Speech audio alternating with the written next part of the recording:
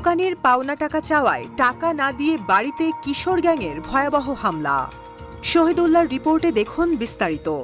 আপনারা দেখছেন কুমিল্লার সময়, সত্যের সন্ধানে অঙ্গীকারবদ্ধ। কুমিল্লা মুরাদনগর উপজেলার ২১ নং বাবুটিপাড়া ইউনিয়নের ৪ নং ওয়ার্ড তেলুয়া মাইনকা গ্রামে মাত্র ৩৭০ টাকা পাওনা নিয়ে কিশোর গ্যাংয়ের হাতে ৪ নং ওয়ার্ডের গ্রামবাসী হামলার শিকার হন।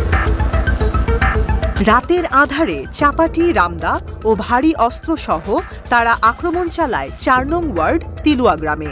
এ সময় ভয়ে আতঙ্কে চিৎকার চেঁচামেচি শুরু করে গ্রামবাসী।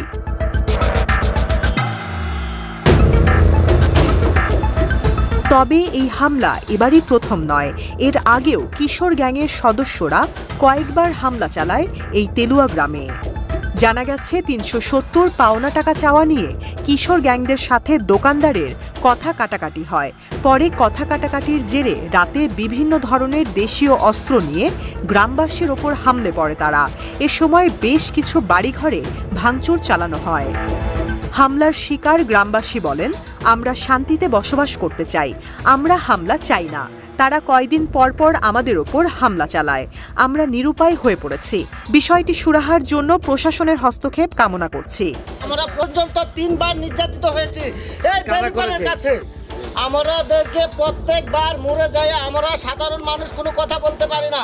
তারা আমাদেরকে আসে না দাও সেন্ড হয়ে আসে না হয়। আপনি দেখেন ৩ মিনিট কুবাইয়া কি করছে।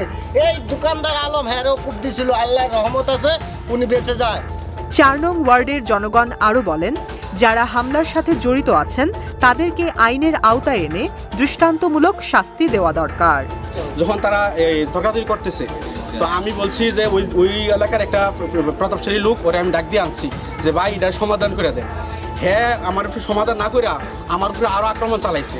এই যে এগুলা আপনার, এই যে এইগুলা চিহ্ন, তারপরে এই যে এগুলা এখানে আছে, আমার আবার পিডিও আছে। আমার লাগে কাজের লাগে কোনো সম্পর্ক নাই। আমার রোডের মধ্যে লাগছে, আমরা দুধ দৌড়ে আমরা ঘরে বসে রয়েছি। এখন মারামারি করতে গিয়া বিনা দোষে বিনা কারণে আমার নষ্ট হয়। এখন আমি চাইতেছি মাসটার ভিতরে 3বার তার মার্কেটটা মারামারি করছে। কেন তার এরকম ভাবে সুস্থভাবে বিচার চাইতেছি, যেন ভবিষ্যতে আর কোনোদিন মার্কেটে তাহলে কোনো আক্রমণ না করে।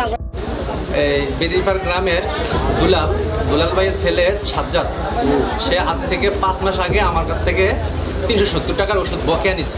100 টাকা দিয়ে গেছে আর বলছে এটা আমার আম্মু দিবে। সে গতকাল এসে বলতেছে আমার বকেয়াটা। তো আমি বললাম যে ৩৭০ টাকার ওষুধ নেওয়া হয়েছে নিশ্চয়, আর এখানে 100 টাকা দেওয়া হয়েছে, টোটাল 270 টাকা আর বকেয়া রয়েছে।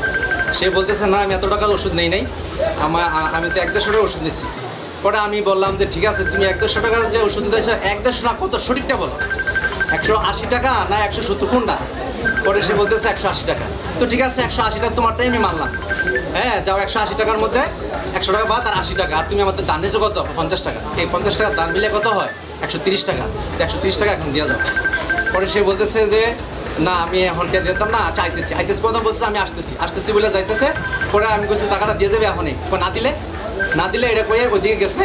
আমার একটা ফ্রেন্ড ছিল সাথে, সে দৌড়ে গেছে, মানে গেছে তাদের এলাকার একজন লোক কামাল, ওনাকে আনছে, মানে অর্থাৎ বিষয়টা সমাধান করার বা অথবা বলার জন্য। ওনাকে ডাক দিয়ে আনতেই ওর গায়ে, অর্থাৎ জুয়েল, তার গায়ে আঘাত করছে, কে? সাজ্জাদ আঘাত করছে। এটার জেরেতেই মানে এখানে এই আমাদের মহিলাদের নিরাপত্তা কি? আমাদের ঘরের ভিতরে এসে যদি আমাদের কোবাকুবি করে, আমাদের নিরাপত্তা কে দিবে? আমি প্রশাসনের কাছে আমাদের নিরাপত্তা চাচ্ছি। আমাদের মহিলাদের তো কোনো নিরাপত্তা নাই, আমাদের গায়ে তো হাত তুলতেছে, আমাদের নিরাপত্তা নাই। এই এলাকার মধ্যে আমরা কোনো নিরাপত্তায় থাকতে পারতেছি না। রাস্তাঘাটে বাড়ি হইলে এরা রামদাও নিয়ে, চুরি নিয়ে, এতগুলো মহিলা, আমরা ওইখানে দাঁড়াইছিলাম, এরা মহিলাদের উপরে আক্রমণ চালাইছে। আসলে যদি এই ধরনের ঘটনা ঘটাই থাকে বা ইয়ে করে, আসলে আমি ছিলাম না, তারপরে শুনছি যে এই ধরনের ঘটনা ঘটছে। তো এইভাবে তো একজনের বাড়িতে এমনি হামলা করতে পারে না।